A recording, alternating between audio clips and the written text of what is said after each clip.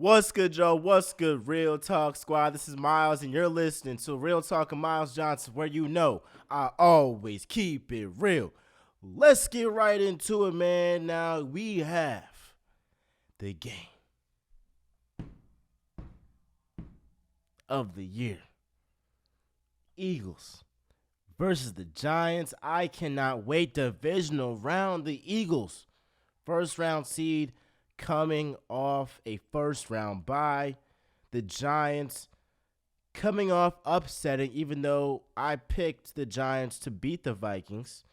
But the Giants coming off an upset with Daniel Jones with the best game of his career to beat Kirk Cousins and the Vikings.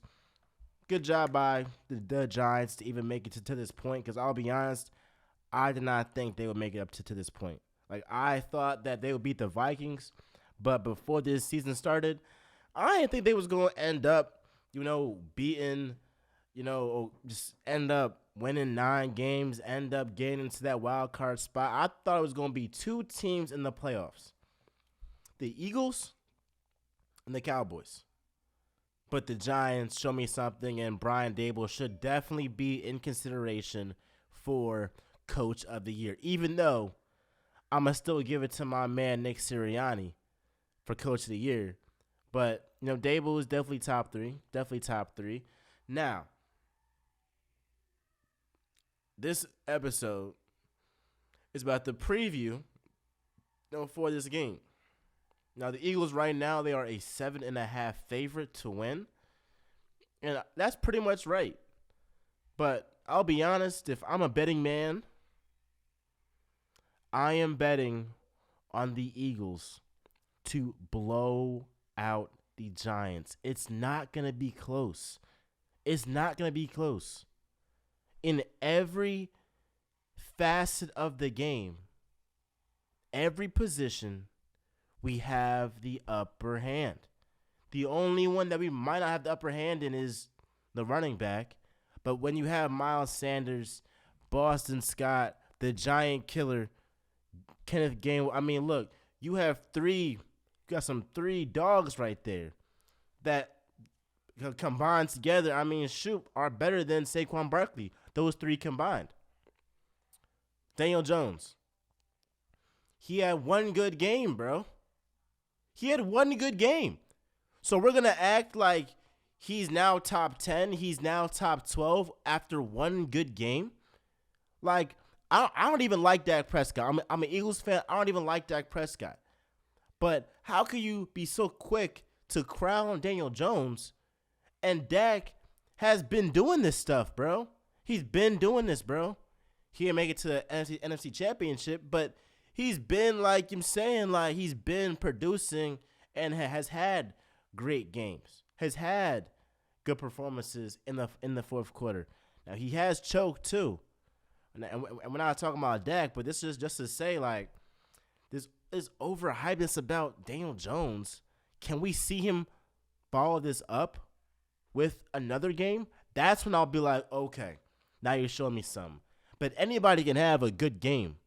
Anybody can have a good game, bro. But it's about how do you follow up with that bad game or with that good game. And I feel like Daniel Jones, he had a good game. Wild card weekend. The Eagles will put a stop to that Saturday night. And it's funny to me because we're hearing the speculation of, hey, the Giants, they're the highest team in the playoffs right now. They got Daniel Jones playing the best he's ever played. Brian Daboll is, making all the right play calls. They have a chance to beat the Eagles. And then once Jalen Hurts and the Eagles beat the brakes off them, well, what are they going to say? Oh, well, the Giants were a 6th seed. No one expected them to win. No. There has been a lot of talk about how the Giants are being a force to be reckoned with, and that Daniel Jones has, turned the switch, and that he's going to be, a franchise quarterback or, the quarterback for the future for the Giants. We're hearing all this now. So don't try and switch up because the result ain't go your way. We're not doing that, bro. We're not doing that. Give the Eagles its credit. They became the number one seed in a division where out of 4 teams in that division, 3 of them are in the playoffs. So, like, regardless of if you think, like, the Eagles' schedule was easy or not, you have 2 other teams in their division in the playoffs right now that won a playoff game. Do the Eagles now get your respect? No? Okay, cool. So we're going to beat the brakes off the Giants, and then maybe we'll get y'all respect. Oh, no? But then watch what's going to happen too, right? We'll beat the Giants. And then the 49ers, right, are going to beat the Cowboys, and then we play the 49ers at Lincoln Financial Field for the NFC Championship game. Once we beat the 49ers, what's going to happen? Oh, Brock Purdy is a rookie quarterback, right? He's not going. I mean, well, what you expect? So they will continue to doubt us up until we play either the Chiefs, Bills, or long shot the Bengals. That's the only time that they will give us our respect is when we either beat Patrick Mahomes, Josh Allen, or Joe Burrow, because they will always continue to try to discount Jalen Hurts, and that's more of the issue. This whole, like, doubting the Eagles stuff, they didn't do this with Carson Wentz when he was at the height of his powers, right? But they're taking every chance they can get to tear down the Eagles because they were wrong about Jalen Hurts being a starting quarterback, and they want their opinion to be right that he is not a starting franchise quarterback. Well, I'm glad that Hurts has made them look like fools, and you're going to see. Best believe a guy Miles Sanders will have a great game. When Jalen Hurts is in the lineup, the rushing attack is the best it's been. When we had Gardner Minshew for the Cowboys game, for the Cowboys game, for the Saints game, we had less than 80 yards averaged. With Jalen Hurts, we have over 140 rushing yards per game. And that's because he's so dynamic that, again, not only can he throw for 60-plus yards, but he can go on a 60-yard run if he really wants to. So let's look at how well this offense has played all year. The only games they lost were the Commanders when Quez Watkins got a 50-yard bomb and then ended up fumbling the ball because he got up and was trying to be a hero. And then we lost to the Cowboys with Gardner Minshew, and we lost to the Saints with Gardner Minshew. So those 2 games with Gardner Minshew that we lost don't count because the Eagles are a completely different team with Jalen Hurts. And those 2 games showed you they are a completely different team with Jalen Hurts. And the one game we lost with Jalen Hurts, it wasn't his fault. So all the evidence is pointing towards the Eagles getting this win. Jalen Hurts, he is 90% healthy. I believe that.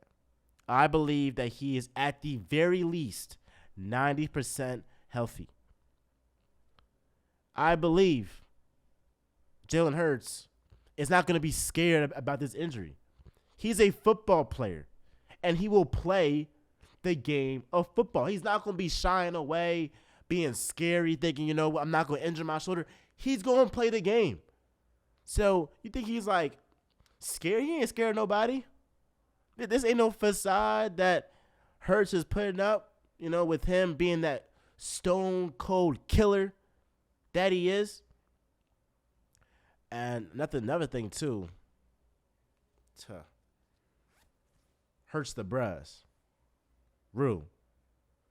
That's all the comments I need to know that he will be prepared. Proper pre-planning prevents piss poor performance. I know that Hurts will be ready, and he'll be ready to show everyone why it was really a catastrophe that he got robbed from that MVP, because he was playing at an all-time great level.